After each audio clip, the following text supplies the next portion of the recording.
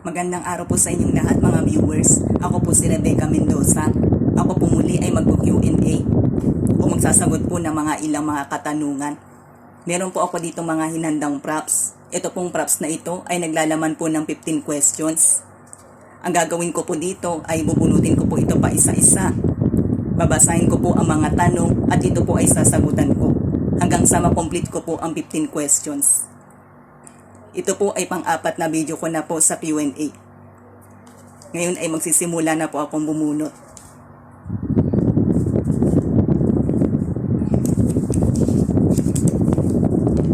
If you won in a lottery for millions of pesos, what would you do with it?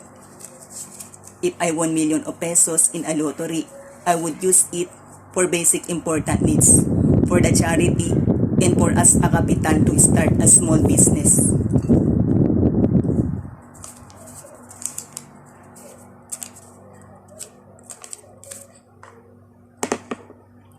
What type of music do you like to listen to? Why? The type of music that I would like to listen to is the Christian song or spiritual song because this type of song is full of beautiful message and it is most give strength to our soul.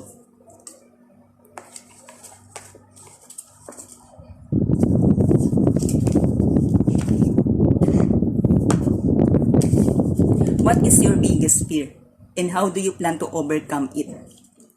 Really, I have a lot of fears. But my biggest fear is when I face from the big problems or big tests in life, especially if it is unexpected at ito'y sunod-sunod. And I believe each one of us have a biggest fear from the big tests because if it is happen to us, we may feel worried, sad, and confused. Really, it is not as too much bad when we have something big o normal lang na meron tayong bagay na kinatatakutan because as a human, we have all different weakness. We have all something not good experience in life. But when we always asking prayer and when we know how to accept our strength and weakness, we can able to overcome our fears. So in life, I better to choose to live in positive. I better to choose to accept my strength and my weakness. If I'm weak and fall, I better to choose to keep to surrender my life to God. But it is not mean that I am give up. But I just keep to put my trust on Him, no matter what situation will come. With that, it would help me to become more strong.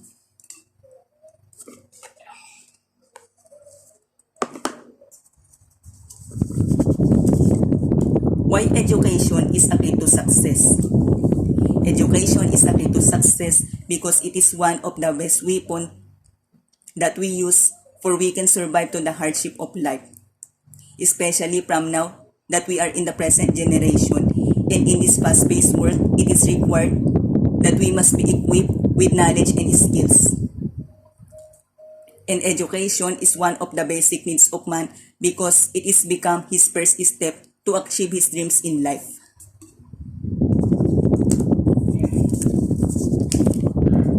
If you have one day left to live, what would you do? I will spend my time to ask forgiveness from God for all my sins and for all my shortcomings. I will spend my time to express my life to my family and I will going to thank them very much. And most of all, I will spend my time to enjoy my life and to thank God.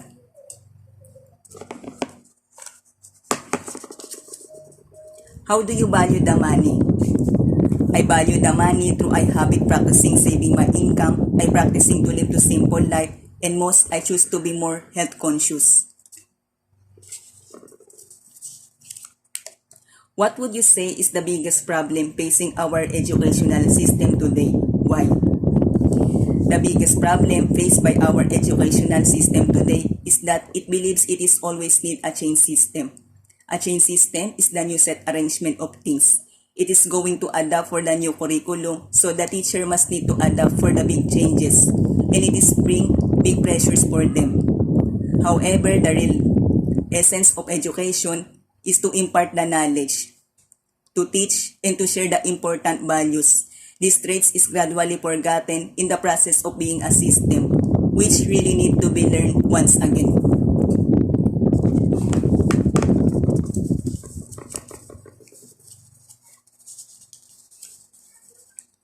What do you want to do in your old age?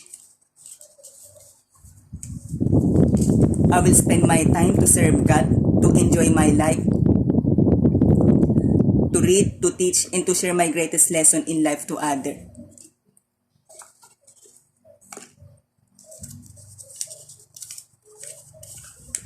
How will be empowered to change? O paano ka may encourage o may hikayat na magbago? For we will become empowered to change, it is important that we should always think positive. Read, listen to the wise people, and pray.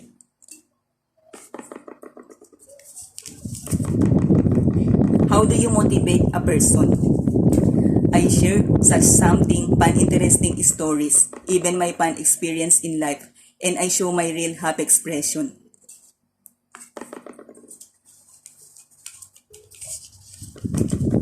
What is the greatest book you ever read? Why? The greatest book that I ever read is Bible because it helps me to transform through the deepest and fullest life, and it is the book which we can found all importance.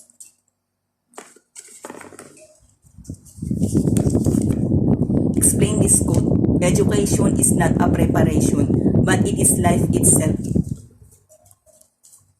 Education is not only purpose for achieving one's goal. It is not only for the future itself. Rather, the real purpose of education is it is continuous improving ourselves and to always apply what we have learned.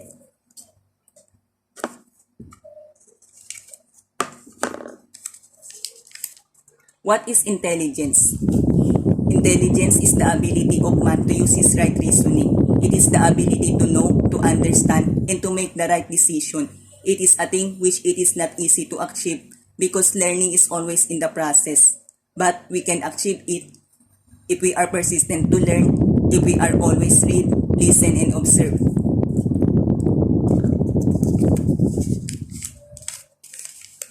Why do you believe that violence is so prevalent in today's society? And what can we do about it? In my opinion, it is true that violence is so prevalent in today's society because it is seems that it is happening. Besides, it is really written in the Bible. According to 2 Timothy chapter 3, verses 1 to 4 said, "There will be terrible times in the last days. People will be lovers of themselves, lovers of money, boastful, proud, abusive, disobedient to their parents, ungrateful, without love, unforgiving, without self-control, brutal, not lovers of the good, lovers of pleasures, rather than lovers of God and others."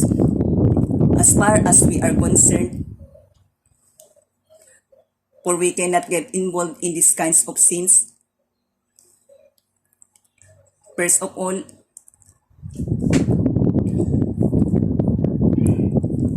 is we should always read the Bible because the Word of God is still the best weapon for we can surely walk to the right path. O sa Tagalog, ay kinakailangan una sa lahat ay lagi tayong dapat nagbabasa ng Biblia. Dahil ang salita ng Diyos, ito yung ating gabay para tayo ay makalakad sa mga tamang palatuntunan. Besides, we need to take an action. Although we have the presidents and other leaders who govern us, we still need to work together. And most of all, the parents must be responsible. All parents must be seen as first good example for their children because all children learns begin to their home. If all the parents teach their children the right way and they give them right love and guidance, we can surely achieve social transformation since family is the basic unit in society. What is the greatest lesson that we may learn for the children? The greatest lesson that we may learn for the children is the virtue of honesty and didn't get hatred to one another.